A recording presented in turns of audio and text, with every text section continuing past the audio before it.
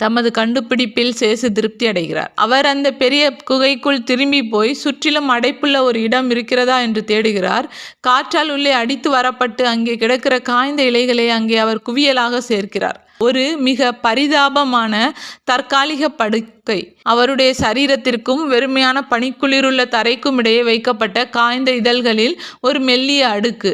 அவர் அதன் மீது விழுந்து அப்படியே செயலற்றவராக இருக்கிறார். தம் கரங்களை தலைக்கடியில் வைத்து அவர் தம் சிந்தனையில் கிரகிக்கப்பட்டவராக பாறையாலான மேற்கூரையை பார்த்தபடி படுத்திருக்கிறார். அதன் பின் கேவுதல்களற்ற கண்ணீர் துளிகள் அவருடைய கண்களில் இருந்து பெருக்கெடுக்க தொடங்கி அவருடைய முகத்தின் இரு பக்கத்திலும் வழிந்து அவருடைய காதுகளுக்கு பக்கத்தில் அவருடைய தலைமுடிக்குள் போய் மறைந்து காய்ந்த இலைகளில் விழுகின்றன. இவ்வாறு எதுவும் பேசாமலும் அசையாமலும் நீண்ட நேரத்திற்கு அவர் அழுகிறார். அதன் பின் எழுந்து உட்கார்கிறார். முழங்கால்களை கைகளால் கட்டிக்கொண்டு அவற்றில் தன் தலையை வைத்துக் கொள்கிறார். வெகு தொலைவில் இருக்கிற தன் மாதாவை தம் முழு ஆத்மத்தோடும் கூப்பிடுகிறார். அம்மா, அம்மா, என் மாதாவே, என் நித்திய இனிமையே, ஓஹோ அம்மா, நீங்கள் எப்போதும் என் பக்கத்தில் இருக்க வேண்டுமென்று நான் எவ்வளவோ ஏங்குகிறேன். கடவுளின் ஒரே ஆறுதலாகிய உங்களை நான் ஏன் எப்போதும் என்னோடு கொண்டிருப்பதில்லை? ஒரு பலவீனமான எதிரொலியின் முணுமுணுப்பை கொண்டு அந்த வெறுமையான குகை மட்டுமே அவருடைய வார்த்தைகளுக்கும்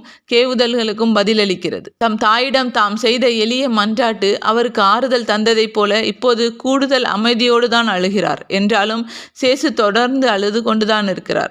அவருடைய அழுகை மெதுவாக ஒரு புலம்பலாக மாறுகிறது. அவர்கள் போய்விட்டார்கள். ஏன்? இது யார் தவறு? நான் ஏன் அவர்களை இப்படி துக்கப்படுத்த வேண்டும்? மேலும் உலகம் ஒவ்வொரு நாளும் துயரத்தால் என்னை நிரப்புவதால் நானே ஏன் துக்கத்திற்கு உள்ளாக வேண்டும்? யூதாஸ். சேசு அவருடைய முழங்கால்களில் இருந்து தலையை உயர்த்தி அகல திறந்திருக்கிற கண்களோடும் இறுக்கமான முகத்தோடும் தமக்கு முன்பாக உற்று பார்க்கிற போது அவருடைய சிந்தனை எங்கே அலைந்து கொண்டிருக்கிறது என்று நான் வியக்கிறேன். அவர் இப்போது அளவில்லை, ஆனால் காணக்கூடிய விதமாக அவர் துன்பப்படுகிறார். அதன் பின் கண் காணாத முறையில் தம்மோடு உரையாடுகிற யாரோ ஒருவருக்கு அவர் பதில் சொல்கிறதாக தோன்றுகிறது. அப்படி அவர் செய்வதற்காக அவர் எழுந்து நிற்கிறார்.